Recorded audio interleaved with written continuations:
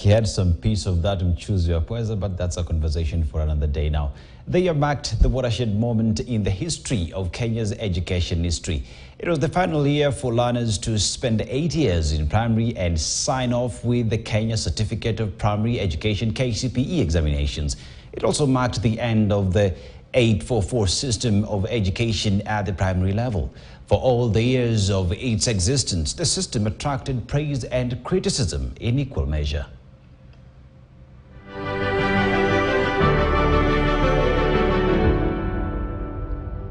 The first 844 class was examined in 1985, the year the Kenya Certificate of Primary Education KCPE was inaugurated, with the 2023 class signing off a 39-year journey that has examined a staggering 26 million candidates. From a small class of 360,000 candidates when it began in 1985 to a whopping 1.4 million at its exit in 2023, KCPE has been some journey. The candidature has been diverse, with candidates of refugee status and non-citizens within Kenya sitting the examination. Indeed, from the year 2005 to 2008, KCPE was offered to South Sudan nationals of the Kaunda Mountains region. In total, 103,000 non-citizens have been certified after sitting the KCPE. Almost 70% of the adult population today went through the KCPE. It has given us the necessary experience, and as we were developing the competence-based education, we have had a lot of assessments on the knowledge-based, the 844 system, and the way that the world is going into areas of critical thinking, areas of application of competencies, ensuring that we develop skills as we build on knowledge, because knowledge is still very important. That my mission is not to sing KCPE digest. Rather, I'm here to celebrate and remind my fellow Kenyans that we are only transitioning from a structure of education that has served us well for 4 decades to one that will serve us even better.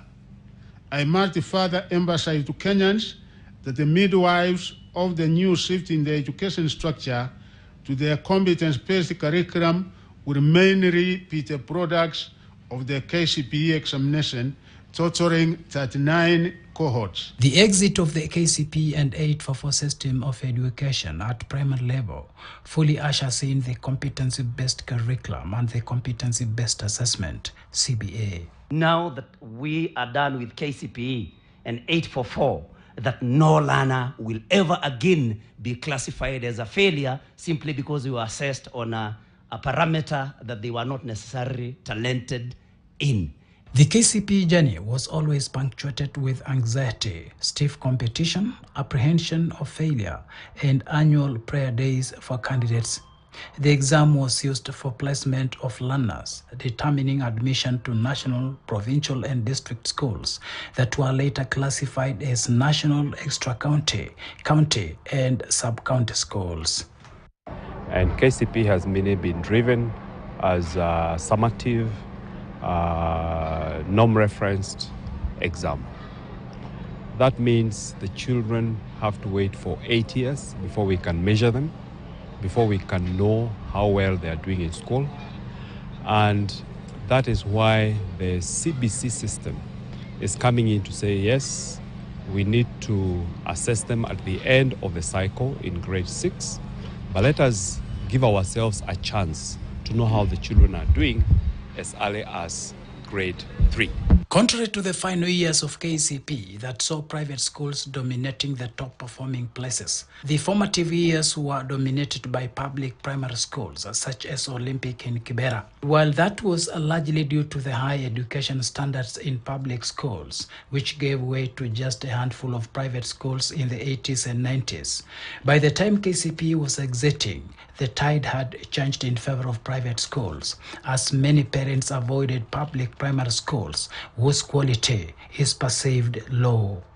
In sharp contrast, competition for top public national secondary schools remain high for learners from both public and private primary schools.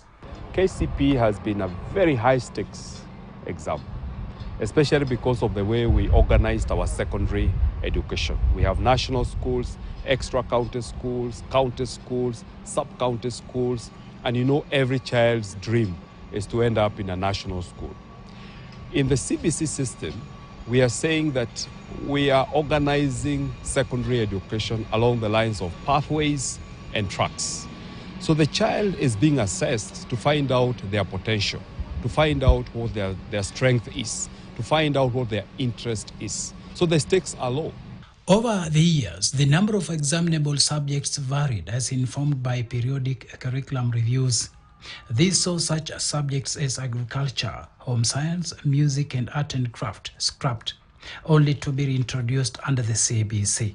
KCPE has served us well, but mainly it was aimed at placing children in Form 1, and that is why the stakes have been very high. This is an apt illustration of the fact that many of the professionals serving our country at every sphere are indeed products of the KCPE examination whose rushed research I am announcing today. While the final KCPE exam was marked out of a maximum of 500 marks, the first cohort was graded out of 600 marks before it was reviewed upwards to 700 4 years later in 1989. Meanwhile, technological advancement came with many changes, with the final KCPE results released in a totally different atmosphere. For instance, while in the early years, candidates' index numbers would be written on the desks using chalk, the latter days of KCPE witnessed a significant shift, with candidates identified through stickers mounted on their desks, bearing their photos and index numbers. Yet, the biggest shift was witnessed in the way candidates accessed their results. Earlier, district education officers would collect a result printout from Nairobi and head teachers would pick the results from district headquarters. The school heads would then photocopy and pin the results on school notice boards. In 2023, the candidates were able to access the results shortly after the announcements through their mobile phones. And while this is celebrated as a huge technological advancement, the same came with huge challenges which put the last KCPE exams results in complete disrepute. There were complaints of candidates receiving marks they did not score, while others received marks in subjects they did not sit during exams. The year also witnessed the biggest number of unregistered candidates allowed to sit the exams, a situation that led to many asking questions as to where 200,000 unregistered candidates came from. How did you identify these candidates who are not registered? Where did they come from? That is my question. Did you call out to Kenyans and say that this is the last KCPE? Can you please submit?